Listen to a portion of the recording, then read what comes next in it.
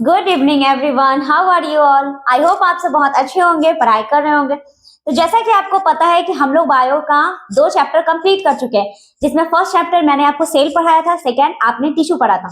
और अब है जो कि बायो का ये लास्ट चैप्टर है, जिसका नाम है इम्प्रूवमेंट ऑफ फूड रिसोर्सेज। आज इस टॉपिक से ही हम लोग समझेंगे कि आखिर ये फूड रिसोर्स क्या होता है और इसमें इम्प्रूवमेंट क्यों करवाना है।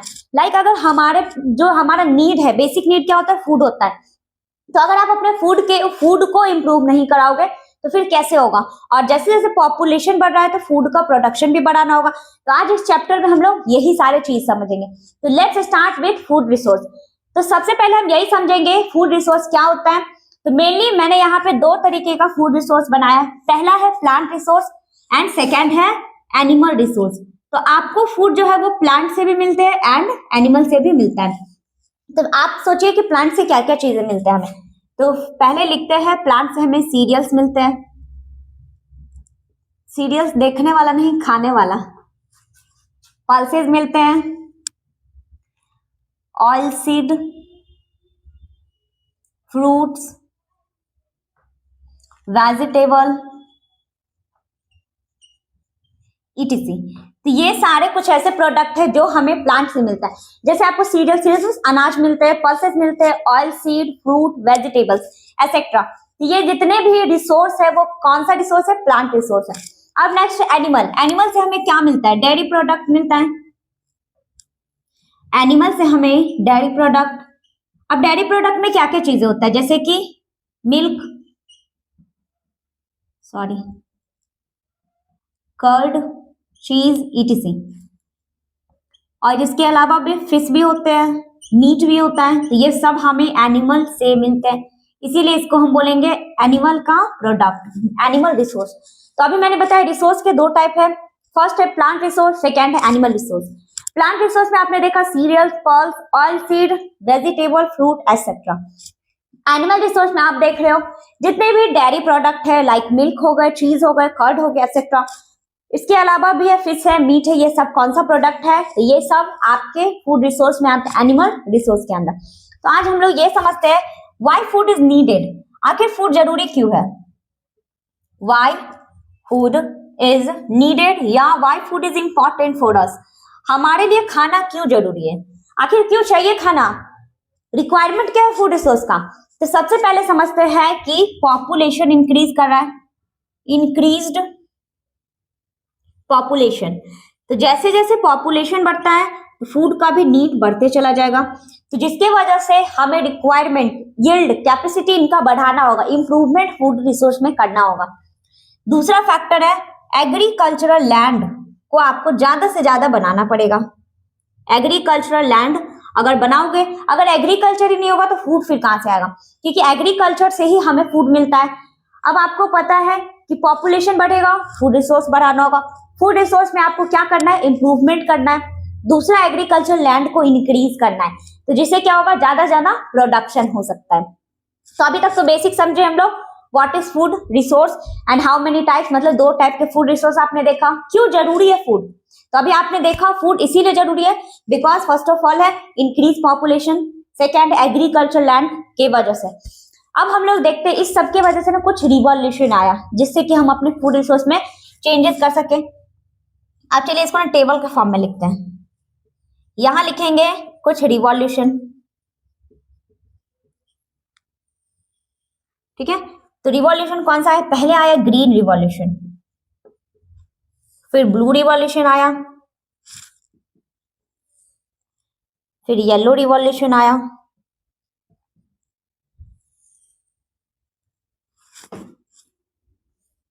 चलिए अब बताना है आपको ग्रीन रिवॉल्यूशन क्यों आया। एग्रीकल्चर मतलब हाई यील्डिंग वैरायटी के सीड को इंट्रोड्यूस करने के लिए। HYV सीड का मतलब है ना जिससे कि प्रोडक्शन, यील्डिंग बढ़ाना है, तो इस वजह से उसको बोला गया हाई यील्डिंग वैरायटी सीड। ये एग्रीकल्चरल मतलब HYV सीड को इंट्रोड्यूस किया गया।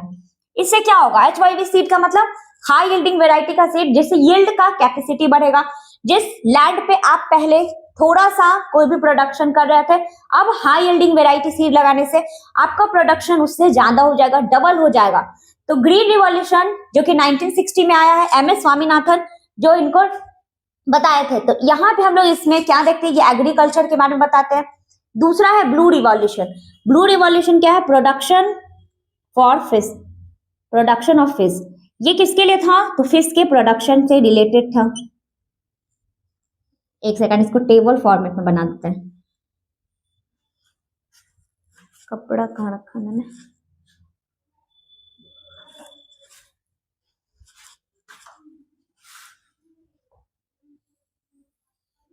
देखो। तो यहाँ पे क्या है, green revolution, blue revolution, yellow revolution, ये जितने भी रिवॉल्यूशन है। तो ग्रीन रिवॉल्यूशन क्यों आया था, एग्रीकल्चर के कैपेसिटी को बढ़ाने के लिए, हाई यील्डिंग वैरायटी। ब्लू आया था फिश के लिए, अब एक व्हाइट भी आता है मिल्क के लिए। पहले येलो का प्रोडक्शन ऑफ ऑयल, ऑयल जानते हो ना, इनमें ऑयल का प्रोडक्शन बढ़ाने के लिए था। और व्हाइट रिवॉल्यूशन आया प्रोडक्शन ऑफ मिल्क। तो मिल्क के प्रोडक्शन के लिए कौन सा आया है, व्हाइट रिवॉल्यूशन। तो ये सारा रिवॉल्यूशन क्यों आया, बिकॉज प्रोडक्शन को बढ़ाना है।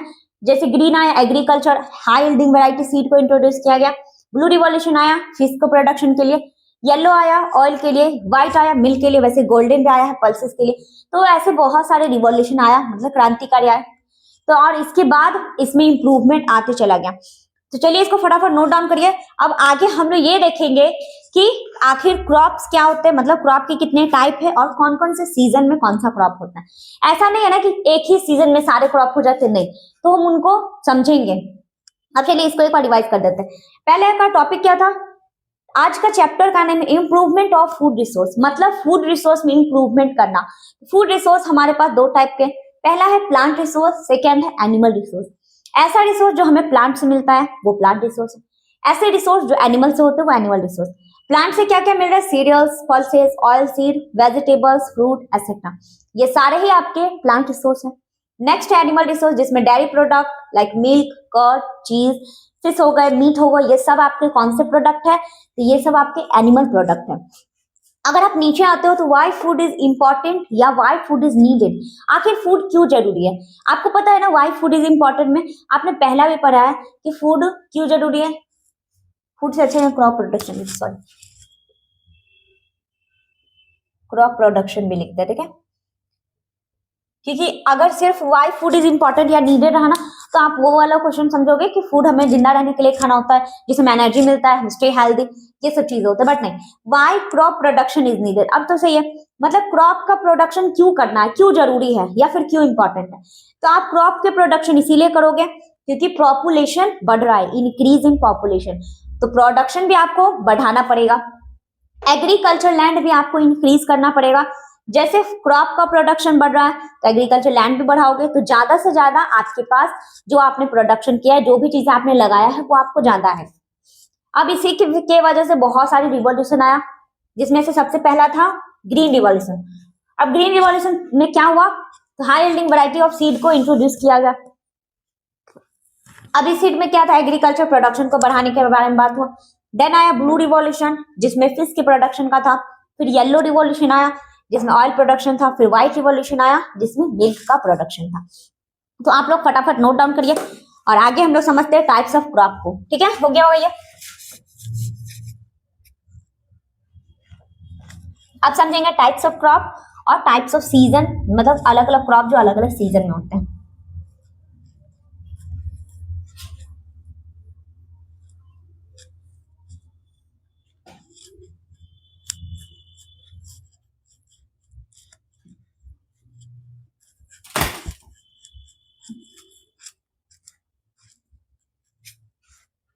तो चलिए नोट डाउन करिए types of crop. Types of crops, crop के अलग अलग टाइप, उसको भी टेबल के फॉर्मेट में ही लिखेंगे, ठीक है। सबसे पहले एक साइड हमें लिखना है क्रॉप, मतलब हमारे पास कौन कौन से क्रॉप है, उनका एग्जाम्पल लिखेंगे कि उन क्रॉप में कौन कौन से एग्जाम्पल आते हैं। फिर उनका वैल्यू लिखेंगे कि उससे हमें क्या मिलता है, क्या वो कार्बोहाइड्रेट के सोर्स है, फैट के है, विटामिन के, मिनरल्स के, एक्सेट्रा। तो सबसे पहला जो क्रॉप है वो कौन सा है, सीरियल्स, मतलब अनाज। अब सीरियल्स का एग्जाम्पल आपको पता होगा, जैसे राइस हो गए आपके सीरियल्स है, व्हीट है, मेज है, मिलेट है, एसेट्रा। ठीक है, तो ये सारे एग्जाम्पल किसके होते हैं? सीरियल्स के। अब आप बताओ, आपको चावल खाने से, गेहूं खाने से क्या मिलता है? कौन सा सोर्स है? वैल्यू क्या है इसका? ये हमें कार्बोहाइड्रेट का सोर्स प्रोवाइड करवाता है। मतलब आप ये खाओगे तो आपको इंस्टेंट एनर्जी मिलेगा, मतलब कार्बोहाइड्रेट खाने से इंस्टेंट एनर्जी मिलता है ना। अब नेक्स्ट हो गए आपके पल्सेस। पल्सेस मीन्स दाल। अब जितने भी दाल का फैमिली है ना, पल्स के अंदर सारा आएगा। जैसे कि कौन कौन सा दाल खाए हो आप? जल्दी से नाम बताना। ग्राम होते हैं, पी होते हैं, चिकपी होते हैं, मूंग होते हैं, एंड सो मेनी एक्सेट्रा। तो ये सारे ही कुछ पल्सेस का फैमिली मतलब एग्जाम्पल है। अब दाल खाओगे तो आपको क्या मिलेगा? क्या मिलता है दाल से? हमें प्रोटीन मिलते हैं। अगर आप दाल खाओगे तो आपका बॉडी बिल्ड करेगा, मतलब प्रोटीन का सोर्स होता है पल्सेस। एंड थर्ड है ऑयल सीड। ऑयल सीड मतलब जिनसे ऑयल निकलता है। लाइनें टेढ़ा जा रहा है। अब ऑयल सीड में कौन सा ऑयल सीड हो गया? एक सनफ्लावर ऑयल, फिर कोकोनट ऑयल, मस्टर्ड ऑयल, इटिसी। तो ये सारे एग्जाम्पल है आपके ऑयल सीड का। अब आप बताना ऑयल से आपको क्या मिलेगा? आपको पता है ना, ज्यादा तेल ज्यादा घी खाने से क्या होता है? कुछ होता नहीं है, बोले तो फैट का प्रोडक्शन, मतलब ज्यादा से ज्यादा बॉडी में फैट बनता है। अब नेक्स्ट हो गए आपके फ्रूट्स एंड वेजीज, बोले तो वेजिटेबल्स।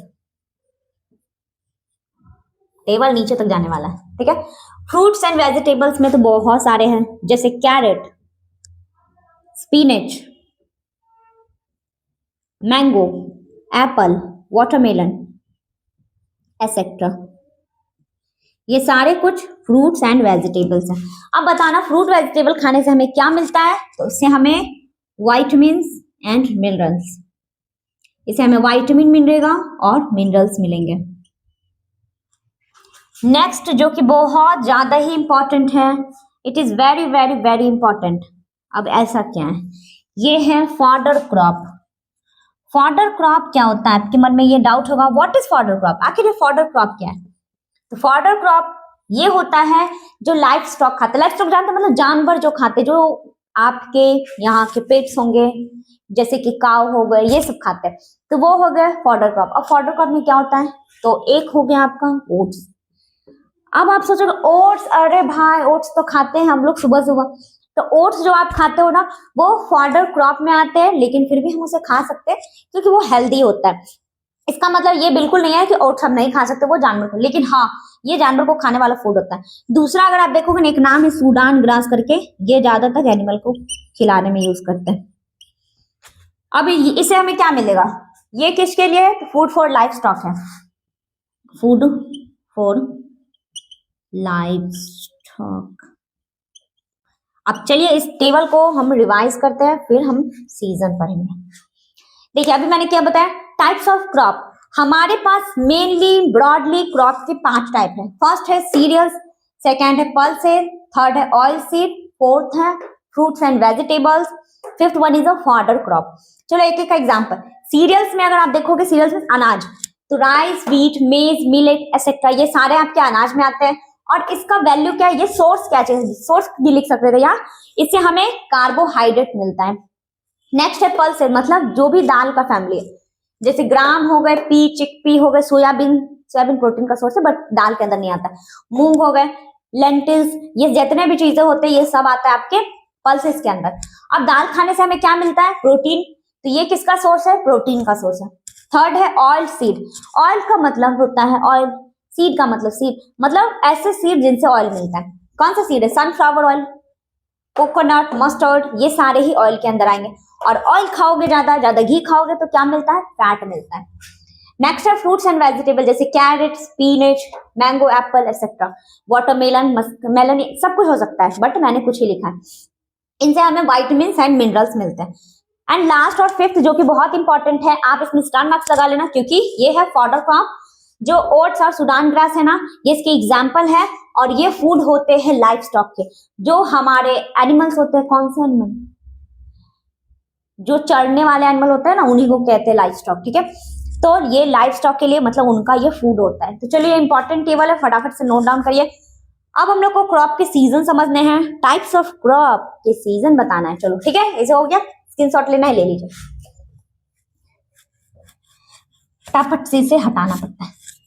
अब लिखना है टाइप्स ऑफ क्रॉप सीजन। तो आप ना 8 क्लास में पढ़ के आए हो, यानी तो उससे पीछे भी आए, 5-6 में भी पढ़े होंगे। तो ये बताना कि कितने टाइप के सीजन आपने पढ़ा है, क्रॉप सीजन। हाँ, 3 तरीके का पढ़ा होगा आपने, एक खरीफ पढ़ा होगा, दूसरा जेठ पढ़ा होगा, थर्ड रबी क्रॉप। विंटर क्रॉप किसको कहते हैं, जल्दी से कमेंट में बताना, विंटर क्रॉप किसको कहेंगे।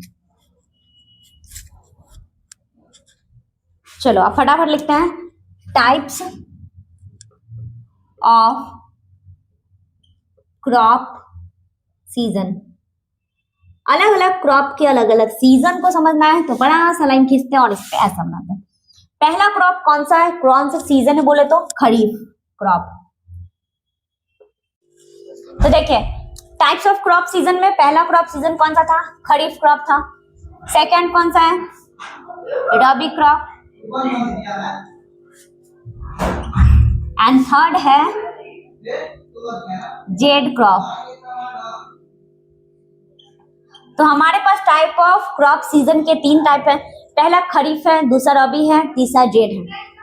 अगर आप खरीफ क्रॉप को देखोगे, चलिए इसमें बीच से लाइन कर लेते हैं, तीनों का डिफरेंस निकल आएगा यहां से। तो खरीफ, रबी एंड जेड। तो सबसे पहले खरीफ क्रॉप कौन सा होता है, ये मॉनसून सीजन या रेनी सीजन का क्रॉप होता है, इसीलिए इसे बोलेंगे रेनी सीजन क्रॉप। ये कैसा क्रॉप है, रेनी सीजन। रबी क्रॉप कैसा है, विंटर सीजन क्रॉप।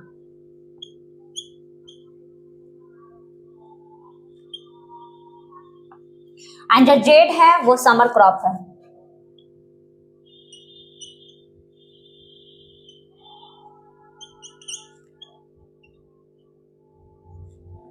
तो पहला है खरीफ क्रॉप जो रेनी सीजन क्रॉप है, रबी है जो विंटर सीजन है, और जेड जो समर सीजन क्रॉप है। अब इसमें सेकेंड लिखते हैं खरीफ क्रॉप जिसको हम लोग रेनी सीजन। तो रेनी सीजन कब से कब तक का होता है, फटाफट आपको बताना है। यस, इसका टाइम पीरियड है जुलाई से अक्टूबर, इसका नवंबर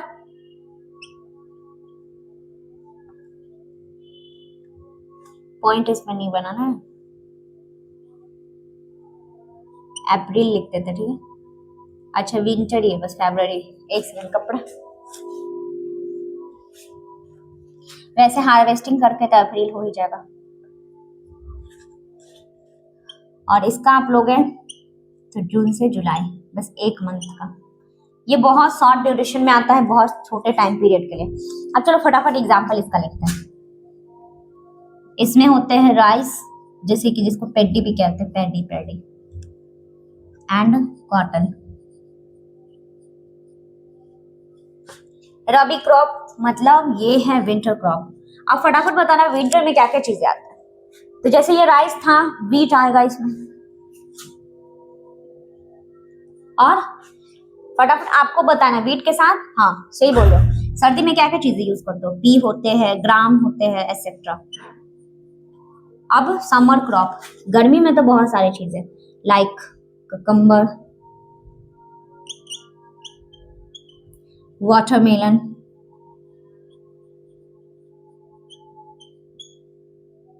मैंगो, etc। तो चलिए एक बार इसको रिवाइज करते फटाफट। टाइप्स ऑफ क्रॉप सीजन, हमने देखा टाइप्स ऑफ क्रॉप सीजन में 3 टाइप के क्रॉप सीजन है। फर्स्ट है खरीफ क्रॉप, सेकंड है रबी क्रॉप, थर्ड है जेड क्रॉप। तो पहला है खरीफ क्रॉप जिसको हम रेनी सीजन क्रॉप या मॉनसून रिलेटेड क्रॉप्स कहते हैं। इनका जो टाइम पीरियड है वो जुलाई से अक्टूबर है, जब बरसात होते हैं। एग्जाम्पल के लिए राइस एंड कॉटन आएगा। नेक्स्ट है रबी क्रॉप जिनको हम विंटर क्रॉप भी कहते हैं, ये नवंबर से अप्रैल तक आते हैं, जिसमें वीट, पी, ग्राम, etc। ये सारे आपके विंटर क्रॉप्स हैं। नेक्स्ट है थर्ड जेड क्रॉप जो कि बहुत शॉर्ट ड्यूरेशन के लिए होता है, छोटे टाइम पीरियड, जिनको हम समर सीजन क्रॉप भी कहेंगे, जो जून से जुलाई, बस 1 मंथ का टाइम। इन समय देखो कितना ज्यादा टाइम है। ककम्बर, वाटरमेलन, मैंगो, क्या हमें आम हमेशा मिलता है, 2-3 महीने 4 महीने नहीं मिलते। ये कुछ शॉर्ट ड्यूरेशन मतलब कुछ लिमिटेड टाइम में ही आपको मिले। वैसे तो अभी आर्टिफिशियली जैसे कि केमिकल वाला चल रहा है उस टाइम से तो हर चीज आपको हमेशा मिलेगा। जैसे पपाया देखो हर सीजन मिलते हैं, जैसे गुआवा देखो हर सीजन मिलते हैं, बड़े बड़े साइज में मिलते हैं। तो ये सब चीजें अलग हैं, बट ये एक तरीके से पर्टिकुलर टाइम पीरियड दिया गया। तो चलो आज के लिए हम इतना ही रहने देंगे, क्योंकि अब आप जो हम लोग का मेन टॉपिक अब स्टार्ट होगा नेक्स्ट से, कि आखिर ऐसा कौन कौन सा एक्टिविटी है जिसकी वजह से हम इंप्रूवमेंट इन फूड रिसोर्स पढ़ रहे हैं। तो अभी तक बेसिक था जो आपने क्लास 8 में पढ़ा था, और जो बच्चे नहीं पढ़े थे उनके लिए ये कुछ बेसिक था। तो फटाफट से इसे नोट डाउन करिएगा और क्लास को देखिएगा। अगर कोई डाउट हो तो कमेंट कीजिएगा। मिलते हैं नेक्स्ट क्लास में। Okay bye, thank you.